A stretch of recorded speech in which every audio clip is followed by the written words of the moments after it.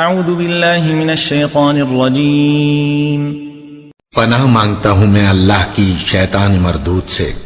قل لمن ما في السماوات والأرض قل لله كتب على نفسه الرحمة ليجمعنكم إلى يوم القيامة لا ريب فيه الذين خسروا أنفسهم فهم لا يؤمنون۔ کہو کہ آسمان اور زمین میں جو کچھ ہے کس کا ہے؟ کہہ دو اللہ کا۔ اس نے اپنی ذات پاک پر رحمت کو لازم کر لیا ہے، وہ تم سب کو قیامت کے دن جس میں کچھ بھی شک نہیں ضرور جمع کرے گا۔ جن لوگوں نے اپنے آپ کو نقصان میں ڈال رکھا ہے وہ ایمان نہیں لاتے۔